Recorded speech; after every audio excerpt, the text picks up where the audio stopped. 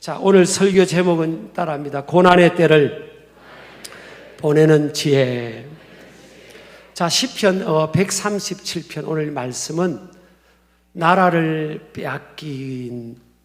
빼앗기고 이국 땅 바벨론이라는 그 땅으로 이제 강제 이주를 당한, 포로로 또 강제 이주를 당해서 자기가 태어나고 자란 친숙했던 그 땅을 떠나서 어떤 경우는 부모와의 생이별을 하고 형제와의 생이별을 한 그런 사람들이 모여 살았던 곳이 어디 있는 거면 바벨론 대제국의 유프라테스 강 지류인 그발 강가에 주로 모여서 그들이 생존을 하게 됩니다. 그 생존하면서 그들이 감정의 어떤 표현, 어려운 상황들이 적나라하게 지금 표현되어 있는, 농축되어 표현되어 있는 시가 이 시편 137편이에요. 이 말씀을 가만히 보면서 그렇구나, 누구든지 인생을 살면서 고난이 있는데 그 고난을 잘 지내는 그런 지혜가 여기에 담겨 있어요. 그것을 여러분과 함께 나누려고 합니다. 그럼 하나님이 택한 백성들, 하나님께서 일찍이 택한 백성들이잖아요. 이스라엘이라는 이 민족의, 국가 민족의 이 이름은 사실 한 사람의 이름이었죠. 야곱이라는 한 사람이 주님을 야복강에서 만나고 하나님께서 이스라엘이라는 이름으로 바꿔줍니다. 그 이름을 중심으로 한 민족이 이루어지게 되는 거예요. 하나님이 택한 백성들이고 그들은 일찍이 아브라함이라는 걸출한 믿음의 조상의 손자였죠. 야곱은 아브라함의 가문의 한 민족을 이루게 된 거예요. 그런데 그들의 삶에 고난이 찾아왔습니다. 나라의 주권을 빼앗기고요, 자유를 빼앗깁니다. 꿈을 빼앗기고, 예배를 빼앗기고, 언어를 빼앗기고, 문화를 빼앗기고, 거주지 선택의 자유를 또 빼앗기고, 만나고 싶은 사람을 마음껏 만날 수 있는 이 자유를 또 빼앗기죠. 마음껏 성전에서 모여서 예배해야 하는 이 자유를 그들은 빼앗겼고요, 재산을 빼앗겨버리고 왕궁도 불타버리는 빼앗기는 상황이 됩니다. 그리고 그들에게 주어진 또 고난은 원치 않는 곳에서 살아가야 되는, 언제까지 살아가야 되는 기약이 없는 그런 상황 속에서 살아가야 되고요, 또 끊임없이 포로로 잡혀왔고 식민지 백성이니까 조롱당하는 비인격적 상황을 그들은 감내해야 되는 상황 속에 있게 되었습니다. 끝을 알 수 없는 그 고난의 여정이었죠. 이런 고난 속에서 오늘 성경에 보니까 이들은 무엇을 했냐 보니까 첫 번째로 솔직한 감정 표현을 하고 있어요. 1절에 보면 울었다는 단어가 나옵니다. 우리가 바벨론의 여러 강변 거기에 앉아서 시온을 기억하며 울었도다. 정말 울 수밖에 없는 상황이잖아요. 울 수밖에 없는 상황이에요. 근데 이들은 그 울음을 속으로 삼키질 않고 웁니다. 여러분, 성경은 의외로 울어야 함을 강조합니다. 누가복음 23장 28절도 예수님께서 나를 위하여 울지 말고 너희와 너희 자녀를 위하여 울라고 했고요. 시편 126편 5절 6절도 눈물을 흘리며 씨를 뿌리는 자는 기쁨으로 거두리로다. 울며 씨를 뿌리러 나가는 자는 정녕 그 곡식단을 가지고 돌아오리로다 그랬어요. 성경은 우는 것을, 울어야 함을 강조합니다. 인간은 연약한 존재고 하나님께서 희노애락의 이 감성과 정서를 만들어 주셨어요. 하나님 앞에서 솔직한 감정 표현을 하기를 원하시는 겁니다. 우리가 살아오면서 왜 그러면 이 우는 것이 힘드냐? 왜냐하면 우리는 울지 않는 것이 미덕으로 여기는 문화 속에서 살아왔습니다. 그런데 히스기야는 어렵고 힘들고 질병의 고통 가운데 있을 때 그런 하나님께 펑펑 울었습니다. 왕이었지만 체면불구하고 그냥 울었어요. 그 울음소리가 저 밖에 들릴 정도로 울었습니다. 성전에 와서 펑펑 울었습니다. 그때 하나님께서 그의 수명을 15년을 연장해 줬고요. 요셉은 25년 만에 형들을 만났을 때 그는 궁궐 밖에까지, 궁궐 안팎에 다 들릴 정도로 소리내어 울었다고 그랬어요. 다윗은 얼마나 많이 울었는지 눈물이 그의 음식이 되었다 그랬습니다. 눈물이 그 침상을, 우는 침상을 적셨다 그랬어요. 다윗은 만만이라고 일당만의 역할을 감당하는 대단한 용장이었지만 그는 펑펑 우는 울보였습니다. 우리는 이 감정을 억누르지 말고요, 억누르며 살아오도록 우리가 강요받고 살아왔죠. 사내 자식이 왜 우냐고, 사내 자식이 울어서 울면 뭐 어디다 써먹겠냐고, 그런 소리를 우리 많이 듣고 자라왔거든요. 근데 성경은 그렇게 말하고 있잖아요. 예수님도 울어라. 울어야 기쁨이 주어진다. 울어야 풀린다는 거예요. 하나님도 여러분 눈물에 약하셨어요. 히스기야가 울고 다윗이 울고 또 에스더가 울고 많은 성경의 인물들이 우니까 하나님께서 마음을 움직이시고 감동받으셨잖아요. 여자의 눈물에도 또 남자가 약해요. 남자를 뜻을 꺾으려고 말로 너무 하지 마시고 여자들이 그냥 훌쩍 우세요. 왜 우냐고 그러면 그런 게 있어야 하고 훌쩍 우시다 보면 뜻을 이루게 될 줄 믿습니다. 아프면 아프다고 표현해야 하고요, 힘들면 힘들다고 표현해야 됩니다. 내가 다 갖고 있고 짊어지면 안 됩니다. 외로우면 외롭다고, 없으면 없다고 표현해야 됩니다. 저도 살아오면서 삶의 터득한 하나님이 깨닫게 해진 지혜가 제가 다 짊어지지 말라고 하시더라고요. 모든 것 한 가지도 빠짐없이 하나님은 내가 짊어지기를 원치 않더라고요. 다 내게 맡겨라. 그리고 네 마음을 솔직하게, 감정을 솔직하게 하려는 거예요. 시편을 읽다 보면요, 시편을 읽다 보면 이렇게 정직한 감정 표현의 신앙의 시, 하나님 말씀의 시가 있을까? 너무너무 감정 표현을 솔직하게 합니다. 어떤 경우는요, 울 뿐만 아니라 힘들면 힘들다고 하고요, 또 이들이 살아오면서 나라를 빼앗기고 나라가 멸망될 때 에돔이란 나라가, 에돔 족속이 이스라엘 민족이 망하니까 막 박수치고 좋아했어요. 사실 이 에돔은요, 어디서 출발한 민족인가 하면 에스라는 사람을 통해 시작된 민족입니다. 에스가 누굽니까? 야곱하고 쌍둥이 형제가 아니에요. 아니, 형제인데 형제가 망하는데 막 박수친다고요. 사람이 못돼 먹었어요. 여러분, 우리가 언제 누구에게 가장 큰 상처를 받죠? 모르는 사람, 타인이 아니에요. 내 형제, 가까운 사람, 내가 믿었던 사람, 내가 사랑을 베풀어 줬던 사람, 항상 내 가까이 있던 사람, 그 사람을 통해 상처를 주고받는 거예요. 그 상처가 그 깊은 거죠.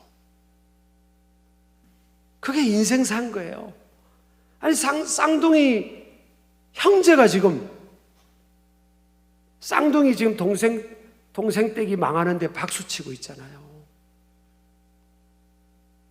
그래서 우리가 이럴 때 지금 이 이스라엘 민족이요, 포로 잡혀가지고 그 감정 상처를 안고 있지 않습니다.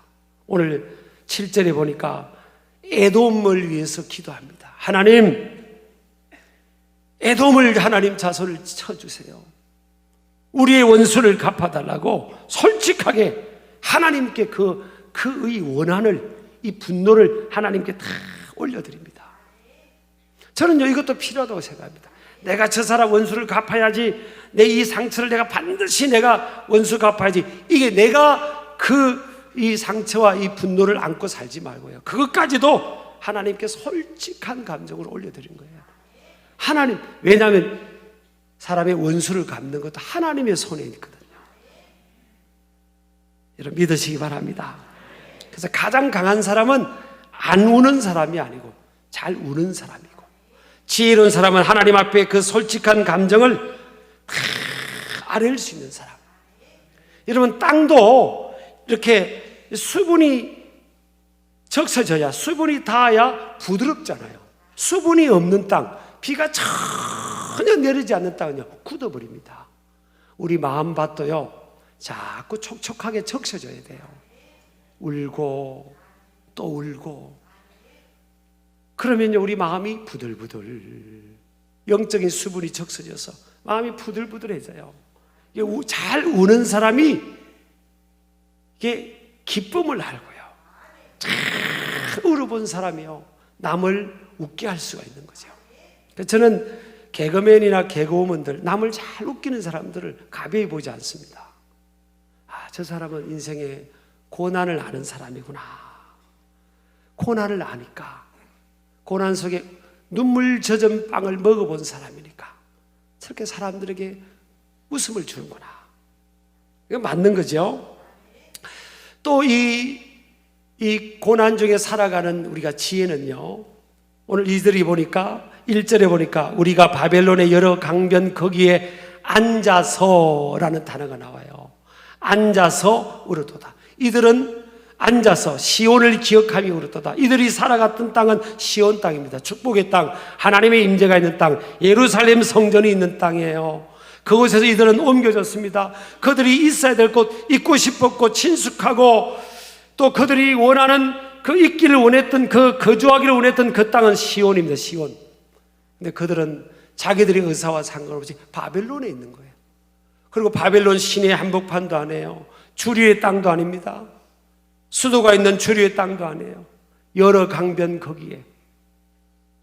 여러분, 예전에 저는 이제 어느 강이 흐르는, 우리나라에 강이 흐르는 곳 근처에 자랐잖아요. 그래서 예전에는, 여러분들이 오해하지 마세요. 예전에는 아주 힘든 사람, 땅 한 평 없이 힘든 사람들은요 강이 흐르는 그 지류를 그 가까운 데서 개간해서 사는 사람들이 있었어요. 저희 집은 강하고 다 붙은 곳은 아니지만 뭐 몇 킬로 떨어져, 1km 정도 떨어져 있지만 아주 힘든 분들은 강이 흐르는 지류, 심지어는요 강 흐르던 지류에서 그 물이 좀 없는 그 땅을 개간해 가지고 어떤 분들은 그곳에 주거 환경을 정해가 사는 분도 있었어요.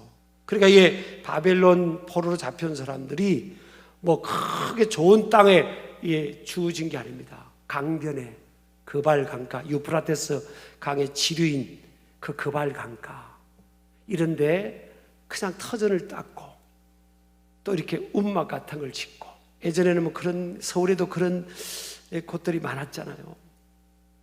거기서 살고 있는 겁니다. 그러니까 말도 안 되는 상황. 자기들이 집이 있었고 부모와 형제들이 같이 살았던 그 시온 땅을 다 강제로 이주해가지고 그 그발 강가에 거기서 터전을 잡고 앉아 있는 거예요. 이게 앉아 있다는 게 이게 완료형으로 되어 있거든요. 야사브라는 단어인데, 포로로 잡힌 유다 백성들이 그 강가에 앉아서 정착하고 있는 겁니다. 저는 이게 앉아 있다는 이 사실이, 바벨론과 시온이라는 이 공간의 대비 속에 앉아 있다는 이 사실이 참 은혜가 되더라고요. 우리가 살아가면서 내가 원하고 계획하는 환경, 또 여건, 방향, 진로, 그것대로 이루어지면서 살아가는 경우보다는 그렇지 않은 경우들이 훨씬 많아요. 여러분이 고등학교 때나 뭐 대학교 때 전공을 살리면서 직장 생활하는 경우들이 오히려 그렇지 않은 사람들이 훨씬 많은 것처럼, 내가 원하던 상황보다는 원치 않는 상황 속에서 있어야 되고 살아가는 경우들이 많죠. 제가 2부 예배 때도 그 예를 좀 유치하게 들었지만, 예를 들어서 100평 정도 되는 집에 살던 사람이 뭐 10평 되는 반지하에 사는 상황이 된다고 보자고요. 참 그걸 수용하기 쉽지 않잖아요. 그런데 오늘 이스라엘 백성들이요 그곳에 앉아 있어요. 정착하고 있어요.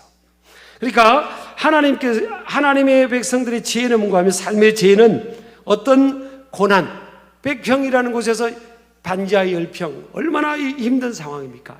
제가 유치한 예를 들은다고 했잖아요. 그것을 앉아있다는 것은 수용하는 겁니다. 여러분, 요셉이 탈출했다는 게 없어요. 여러분, 길이 열려서 순적하게 그 상황을 바꿀 수 있는 여건이 되면 오케이입니다. 오케이. 근데 요셉이 탈출했다, 다니엘이 탈출했다, 그런 기록이 없어요. 그곳에서 정착하고 살는 거예요. 어쩔 수 없는 상황이면 그곳에 정착해서 사는 거예요. 여러분, 마귀가 주는 음성이 너 이 죄지라, 단순한 이것만이 아니에요. 가만히 보면요, 세계관의 문제입니다. 마태복음 4장에 보면 예수님을 유혹할 때 마귀가 네가 하나님의 아들이거든 그러잖아요. 네가 하나님의 아들이거든. 아니, 하나님의 아들이신데 마귀는 끊임없이 증명하도록 요구합니다.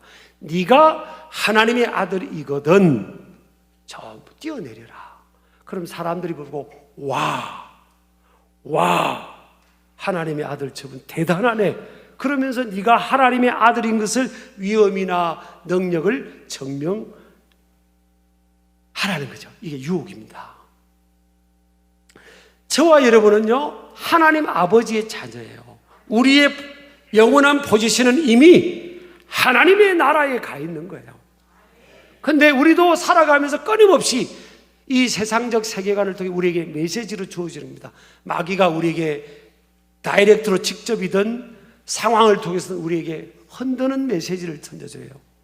네가 네 정체성을 주어진 환경과 포지션을 통해 증명해라. 증명하라는 거예요. 이미 우리는 증명할 필요가 없이 하나님의 자녀고 영광스러운 하나님의 나라에서 영원을 살 존재고요, 하나님 아버지께 속한 자예요. 이 세상 살아가면서 마귀는 우리에게 네가 증명하라. 뭘 통해서? 포지션을 통해서, 소유를 통해서, 배경을 통해서, 환경을 통해서 증명하는 거예요. 바꿔 말하면 뭡니까? 원치 않는, 네가 생각할 때 열악한 상황이면 네 정체성도, 네 자존감도 바닥을 치게 되고 사람들도 그렇게 인식할 거라는 거예요. 그거 아니거든요. 제가 이제 이렇게 청소년들, 청년들에 대한 관심이 있잖아요. 그런 관심을 우리가 가져야 되죠. 지금 참 한국교회도 위기입니다, 위기. 청년들, 청소년들이 지금 복음화율이 3에서 5%밖에 안 되잖아요.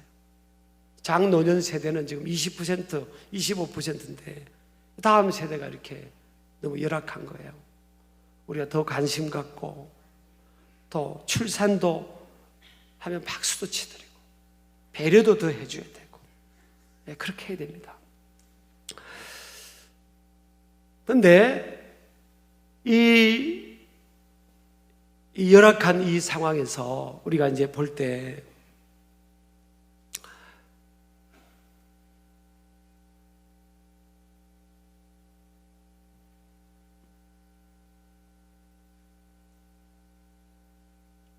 그러면 이 아이들이 말해요. 사실 우리보다 다부지지가 않다, 그런 생각을 가져요. 제 세대보다. 여러분 자녀들 보세요. 그런 환경에서 자란 거예요. 자란 거예요. 그러니까 이런 상황에서 우리가 자라가면서 끊임없이 마귀를 통해서 우리가 메시지를 받는데, 세상을 통해서 포지션이나 소유주시가 배경지수가 너라는 거예요. 너라는 거예요. 근데 제가 이제 청소년들, 젊은이들, 아까 어떤 청소년이 그 전에 아주 좌절한 이제 대학을 입학한 친구를 만났습니다. 자기가 원하는 학교가 못 되고 이제 2년제 이렇게 전문대학교, 요즘 뭐 일부러 전문대학교를 가는 친구들도 많은데 그전에는 그냥 4년제, 2년제 이거로 막 따지는 그런 시대가 있었어요. 그때 아주 힘들어하는 거예요. 믿음이 있는 친구인데. 그래서 제가 그 친구를 불렀어요. 아무개 이래봐. 네가 너와 나이가 한 10년 정도 안에 있는 사람 중에서, 선배 중에서 네가 존경하는 선배를 한번 찾아보라고 했어요.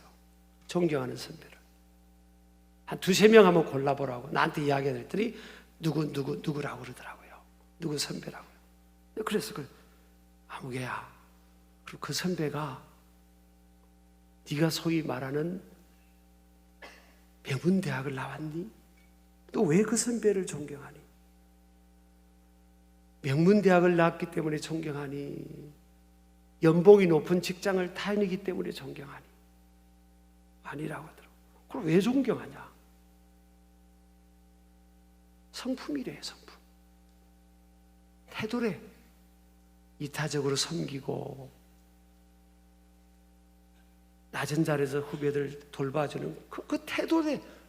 그래, 그게 팩트인 거야. 그게 팩트인 거야.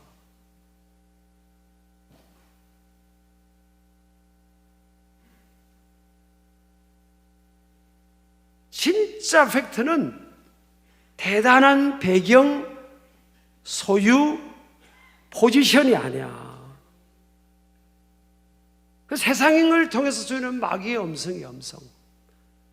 너는 너무나 귀한 존재인데, 내가 보던 네가 너무 귀한데 네가 왜 그거를 통해서 휘둘리냐? 친구가 지금은 결혼을 했어요. 좋은 신랑 만나 결혼을 하고 또 어린 친구들 돌보는 정말 청소년 귀한 사역자로 살아가고 있는 거예요. 지금은. 여러분, 속지도 말아야 됩니다. 속아서도 안 되고 속지 말아야 돼요. 착각해서도 안 됩니다. 오히려 이 이스라엘 백성들은요, 나라를 빼앗기고 정말 밑바닥 바벨론이라는 곳에 앉아 있으면서 그곳에 정착하고 수용하면서 이들에게는 좋은 점들이 일어났어요. 신앙의 회복이 일어났어요.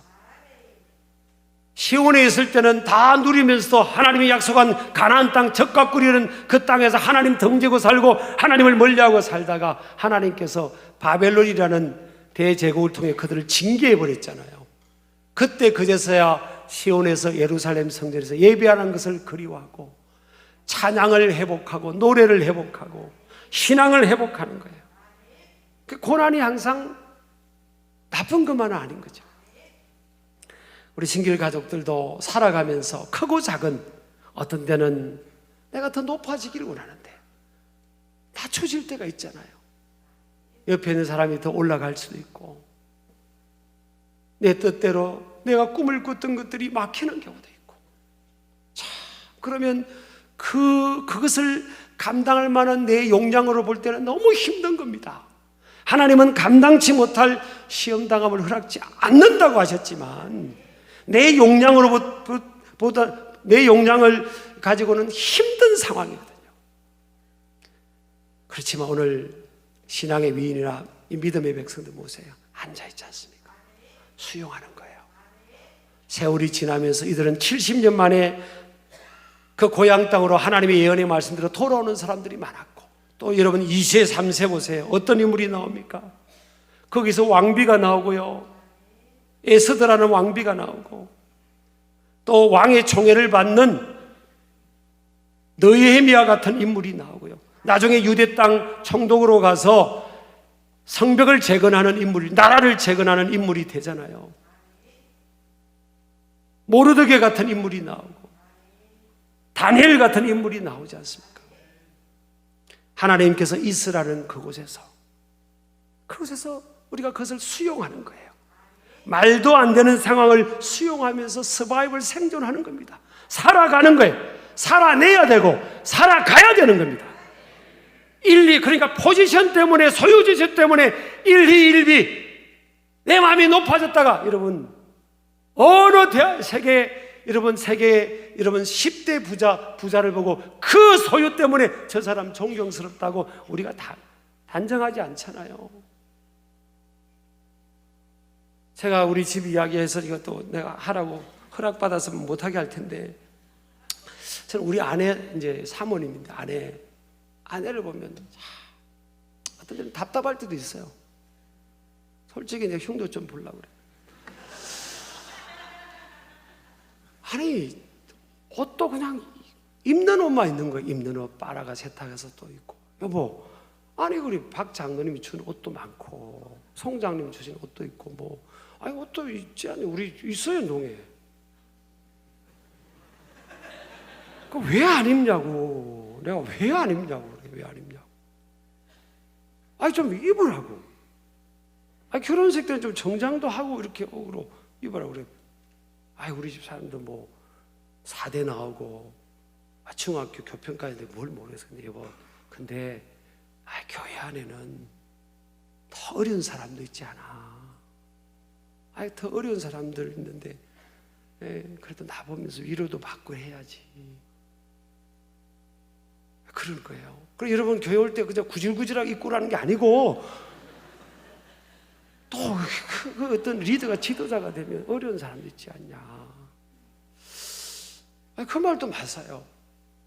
여러분 가만히 있어요. 여러분에게 제가 질문을 던지겠어요. 우리가 어떤 사람을 평가를 하잖아요. 평가를 하면 그럼 여러분 그 사람이 옷 입은 거 보고 평가합니까? 들고 온 거 보고 평가합니까? 사는 집 보고 평가합니까?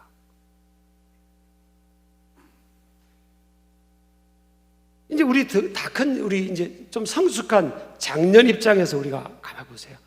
결국 아니잖아요. 그 사람이 살아가는 캐릭터나 태도를 보는 거거든요. 여러분이 우리 아내를 이렇게 보진 않잖아, 사실은. 저 말할 때 말하세요, 빨리. 아니거든요. 저도 보면, 아이고, 우리 다시 태어나도 우리 뭐 다시 태어날 일은 없고 천국 가면 뭐 선사처럼 살 건데, 아이고, 아내도 고맙고, 그러니까 아이고 내가 결혼 잘했지. 이런 마음 갖잖아 우리가. 우리쯤 나이 되면 남자분들 다 그러지 않아요, 여러분? 장로님 말 잘해야 돼요 지금요. 그렇잖아요. 고맙잖아요. 살아갈수록 아내가 고맙고 자꾸 더 높여보고 존경스럽게 보이는 거지. 절대 여러분 착각하면 안 됩니다. 하나님이 주어진 환경이면 누리기도 하시고요. 그렇지만 또 어떤 데는 낮춰지고 없는 환경이면 그 때문에 기죽고 그 때문에 그냥 인생 다산같이 그러지 말고, 그래 하나님 이스라엘 이곳에서 하나님이 허락한 이 기간 동안 그래 수용하자, 감당하자. 저도 여러분 교회 담임 목사인지도요 반지하에서 살아봤어요. 매일 아침에 이 반지하 살면 재미도 있어요. 존경받습니다. 반지하 살면. 자, 끝까지 들으세요. 아침 이게 습도가 많잖아요. 습기가 많아요. 그럼 아침에 일어나면요 옆에 붙여놓은 벽지가 턱 떨어져 가지고 일어나면 주인님 일어나셨습니까? 인사하고 있고요. 그리고 천장을 이제 아무리 벽지를 붙여도 이게 그냥 습도가 차서 축 처져요. 그럼 제가 일어나면 알아보고 주인님 일어나셨습니다. 아이들이 자라는데 습기가 차고 곰팡내가 나니까 물론 힘들죠. 근데 또 지나놓고 보니까 또 하나님 은혜로 아이들 또 잘 키워주신 거예요. 그 상황에서 잘 키워주신 거예요. 이게 그 속에서 은행 겁니다. 은혜. 여러분요 말도 안 되는 상황을 만나고 이스라엘 백성들이 바벨론과 같은 상황을 만나도 그발 강가를 만나도요 이스라엘 그곳에 수용하고 있는 거예요. 그것을 회복의 기회, 신앙의 회복, 공동체 회복, 내면의 자의 회복의 기회로 삼고 그렇게 나아가기를 주의 이름으로 축복합니다.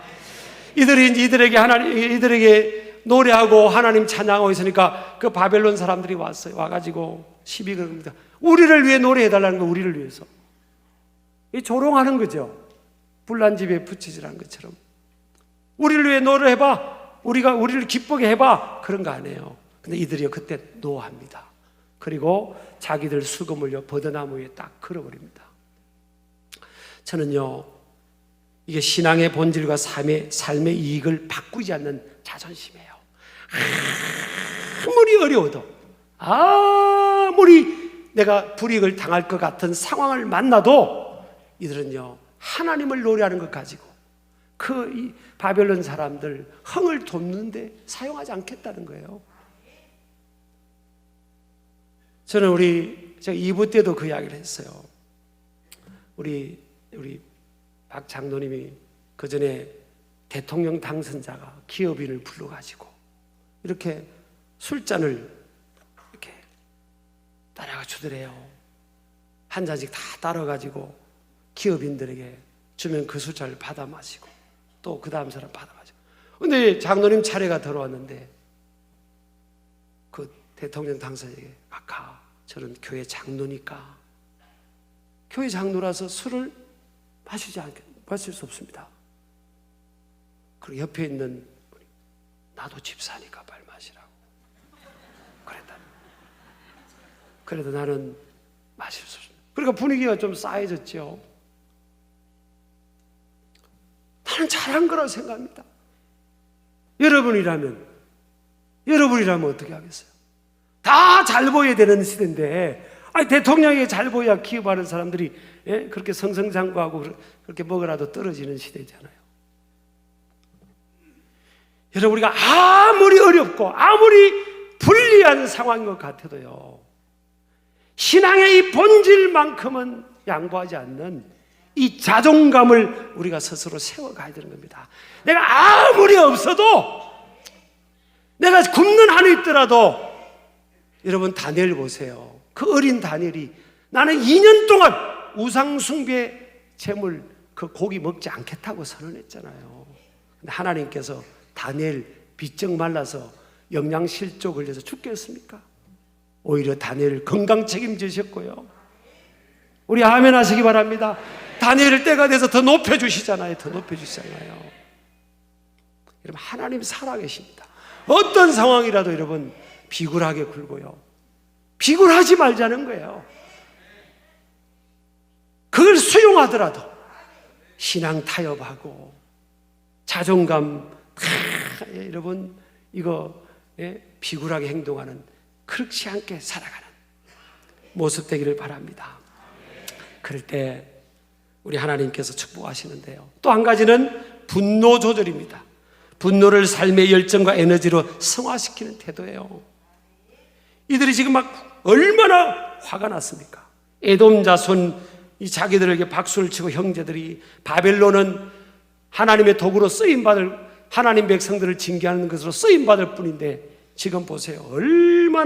얼마나 괴롭히고 어린아이들, 이스라엘 백성들 어린아이들까지 다 죽이고 그랬습니다. 얼마나 분노가 있겠어요. 그런데 이 분노를 하나님 앞에 풉니다. 자기들이 갖고 있지 않아요. 하나님 앞에, 하나님 에돔 자손을 쳐주십시오. 바벨론을 우리에게 한 것을 행하도록 갚아달라고. 그리고 그 신원을, 이 원수 갚는 거는요, 자기들이 갖고 있는 게 아니에요. 자기들의 미션이 아니에요. 하나님께 올려드린 거예요. 여러분, 살아가면서 여러분 화날 일 많고요, 분노할 일이 많습니다. 얼마나 상처받을 일 많아요. 그걸 여러분이 껴안고 살지 마시길 바랍니다. 그걸 주님께 다 올려드리세요. 성경도 보면 에베소 4장 26절 27절 보면 분을 내어도 그러세요. 화내지 말라는 구절 없어요. 분을 내어도, 화가 날 일이 만나도 죄를 짓지 말라. 그것을 가지고 상대방에게 말과 행동으로 풀고 내가 원수 갚으려고 하면서 그 죄를 짓지 말라. 그리고 그 분은 오래 갖고 있지 말라는 거예요. 해가 질 때까지 하루 이상 넘기지 말라는 거예요. 그것은 몸과 마음과 영혼에 데미지를 주니까 품지 말고 다 어떻게, 누구에게? 주님께 올려드리라고요. 그 다윗의 시를 보면 cry out to the Lord 했어요. 주님께 울부짖으라는 거예요. 울부짖으라고요. When I cry out to the Lord, He answered my prayer. 내가 주님께 울부짖을 때마다 주님께서 내 기도에 응답하셨다 그랬잖아요. 어렵고 힘들고 고통스럽고 말로 할 수 없는 이 괴로움이 있고 분노가 일어나면 이걸 주님께 올려드리더라고요. 주님께 말하세요. 주님, 내가 이런 상황을 만났습니다. 그러면서 이 삶의 어려움들을 잘 이겨내십니다. 이스라엘 백성들이 고토를 회복한 것처럼 때가 되면 하나님께서 회복의 역사로 그렇게 인도하시고 오히려 전화위복, 따라합시다. 전화위복. 로마서 8장 28절 모든 것이 합력하여 선을 이루는 이런 역사로 우리를 인도해 가실 줄을 믿습니다. 이 말씀 꼭 붙들고 믿음으로 승리하시길 축복합니다.